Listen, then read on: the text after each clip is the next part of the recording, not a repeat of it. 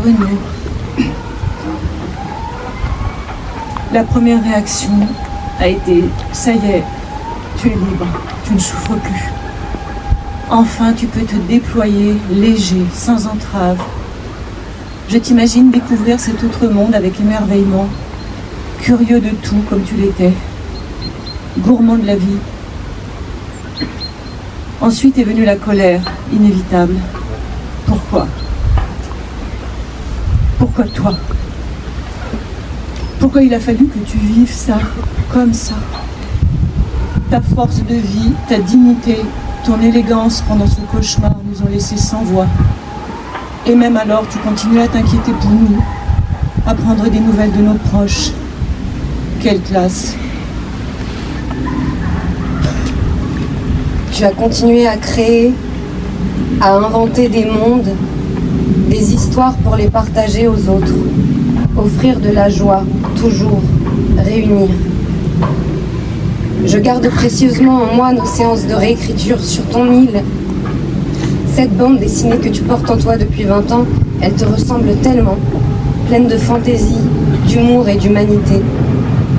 Tu insistais pour que le personnage principal, Noé, soit un gentil, un bon gars, un comme toi finalement. Tu aurais aimé ne faire que ça, travailler. Je revois tous les dossiers des projets en cours sur ton ordinateur. Ton imaginaire ne connaissait pas de limites. Ta créativité était ton carburant. J'ai tellement aimé te voir au travail, te voir chercher le rythme d'une phrase, la précision d'une intention, la bonne vanne, et me regarder du coin de l'œil pour voir si ça me faisait rire, ce qui 9 fois sur 10 c'était le cas, et sinon je te disais simplement c'est pas drôle, Bruno. Je suis tellement reconnaissante d'avoir passé ce temps avec toi, je ne voulais pas que ça s'arrête. J'ai essayé de retarder notre dernière séance, j'ai proposé qu'on commence un autre projet, mais j'ai compris. Je t'ai dit au revoir dans ma tête à ce moment-là. Pourquoi est-ce qu'on n'avait pas commencé avant ? Dimanche, quand on m'apprend que c'est fini, j'appelle Alex, je l'embarque et on fuit à la campagne. On prend des nouvelles de Lilian, on refait famille un peu. Et on se saoule de toi. On ne parle que de toi. On te cherche partout. Dans nos souvenirs, nos photos, dans les bêtisiers, les interviews, les sketchs, tout ce qu'on peut trouver. On est en quête de tout.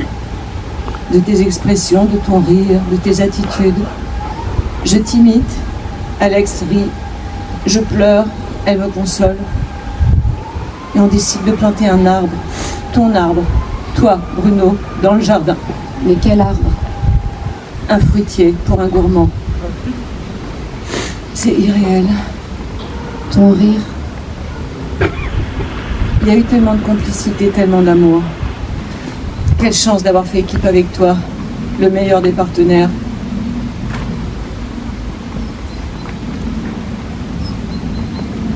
Le meilleur des partenaires qui jamais ne tire la couverture à lui. Humble, généreux, exigeant, créatif, pudique, à l'écoute. On se comprenait si bien, on se connaissait par cœur. On voyait tout de suite dans l'œil de l'autre si on déviait de la ligne de la sincérité. Quand je ferme les yeux, je te vois, heureux de nous avoir fait rire, la tête penchée sur le côté, ton regard si doux, riant d'avoir partagé le rire avec nous. Je t'entends dire « Mais personne m'écoute en fait, je parle, on m'entend pas, c'est fou là, on m'entend pas quoi. » Je te vois, toi, campé sur tes 2 jambes, les bras croisés, mains sous les aisselles, pouces en l'air, ou te déverrouillant le bassin en faisant des cercles. Je nous revois tous les deux dans la cave de la maison Boulet, dans les réserves, comme 2 addicts. Moi à la recherche de chocolat après la pause déj, et toi à la réserve de chewing-gum que tu voulais vite faire disparaître afin que personne ne chewing sur le plateau. Misophone déjà, mais qui s'ignorait alors. Tu savais écouter, tu savais parler au cœur de tous, petits ou grands. Et tu sais, Bruno, les gens ne s'y trompent pas. Ils savent reconnaître les hommes bons, les vrais gentils, ceux qui refusent la méchanceté. Et ceux qui doutent aussi.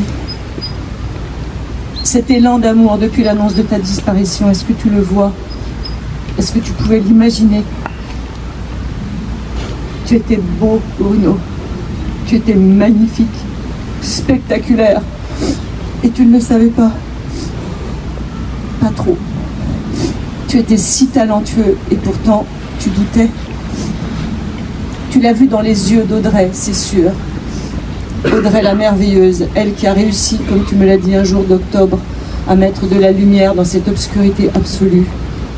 Merci tellement, Audrey, d'avoir été là chaque jour pour lui. Vous avez été si courageux. Et ne t'inquiète pas, Bruno, nous allons veiller sur elle, comme tu aimerais qu'on le fasse. Si je ferme les yeux, je te vois sourire. Si je me concentre, j'entends ton rire. Tu es là, Bruno. L'amour est immortel. Le petit oiseau qui chante, c'est peut-être lui. Bruno, Bruno, pour toujours. Ton Lilian, ton Isabelle la belle, Et ta petite Alex. on t'aime.